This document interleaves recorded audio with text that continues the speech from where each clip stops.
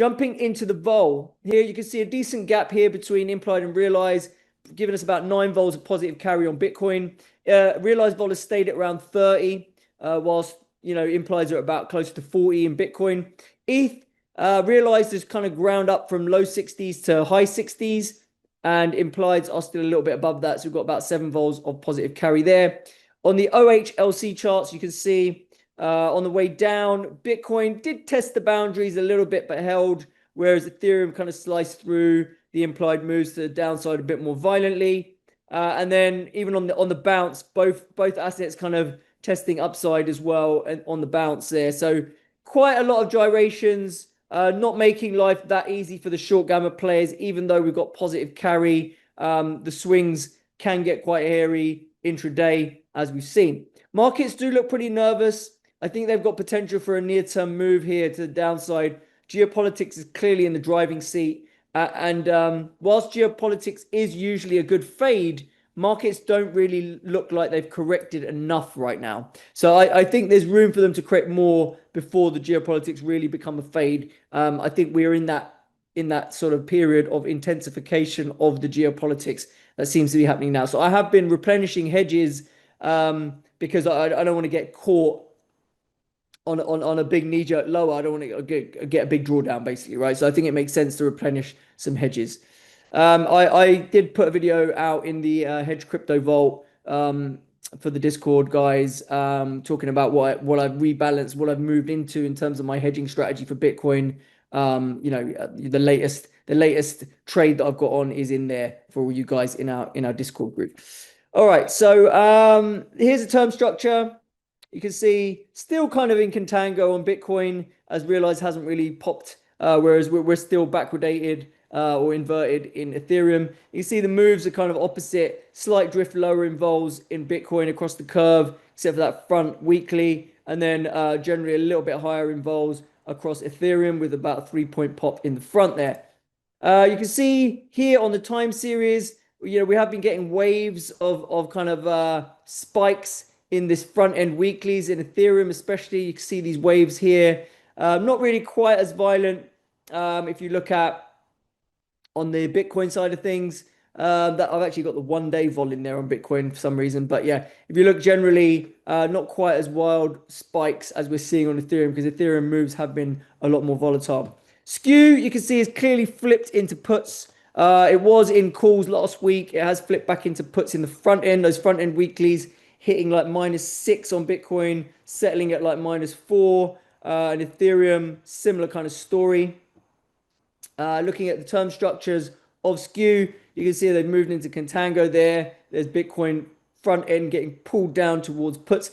Interesting now that Bitcoin Skew is only in call premium from September onwards. So that's really dragged a lot of the near-term expiries down into puts. Not really the case in Ethereum.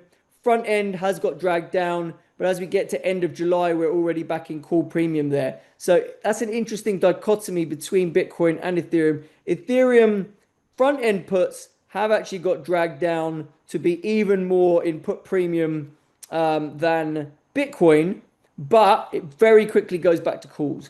So there's clearly still a bit of a bid for Ethereum upside, thinking that Ethereum has got a lot of potential on the upside still. And I think one of the reasons why you're seeing such a dramatic put bid coming in the front end of Ethereum is because when the absolute level of vol is in the 60s or 70s as opposed to the 30s, 40s like it is in Bitcoin, adding an extra month of expiry onto your protection is just crazy expensive. It's way more expensive.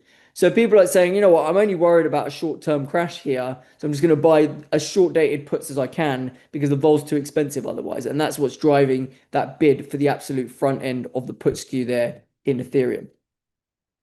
And then relative value-wise, similar story to what we've seen for a while, right? Front end still looking at 35 to 40 points, Ethereum over, but it is realizing that it's very in line with the realized spread. It's quite amazing, really, that the realized spread has stayed up here at like 35, 40 for so long, right? Typically, that used to be relatively short-term phenomena, but this thing has just been like that for months now, right? Which is crazy. The back-end vol spread is still sitting there at 20. So whilst the front end is so high, they're not really letting the back do anything, but the back still looks very expensive to me, right? So from a Vega perspective, I'd still, if I had to trade that, I'd always be short Vega, Ethereum, long Vega, Bitcoin at 20 vols in the back end, basically, right? I think that will mean revert at some point. It's just very hard to know when it will do that. Looking at the relative value, already mentioned, yeah, that put bid coming into Ethereum in the front end. So you can see the inflection lower from where it was. Ethereum was in call premium in the front by 4 vols more than Bitcoin last week. That's crashed down to like -2. So a big flip in the front end of the skew. But as we go a little bit further out, sort of into July onwards, then it's clearly Ethereum sitting there with a call premium over Bitcoin across the entire curve. All right, so that is the summary for crypto vol right now.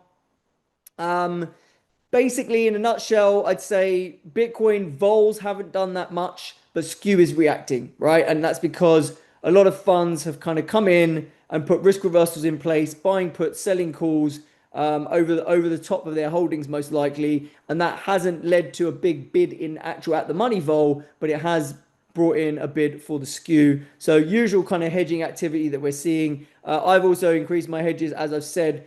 I do think we're in a bit of a precarious spot right now. We rejected the upside at 110K twice now, and now the market's going through this period of turbulence with the geopolitics. Yes, it will probably be a fade eventually, but I'd probably feel a lot better about fading it down on a 90K handle than up here at 105. So that's kind of where we're at. So I think makes sense to batten down the hatches a little bit. Make sure you've got a few hedges in place because this stuff could be about to get wild and you don't want to get caught out. All right, guys, that is it for this week. I'll catch you back next week. Cheers. Hi, everyone. Thanks for making it to the end of the video. Remember, this is just a little taster of what we do at Options Insight. To get access to all our research, including my in-depth vol market insights, flows and positioning report, and my portfolio trades, and a whole lot more, you can sign up at options-insight.com. I'll see you soon.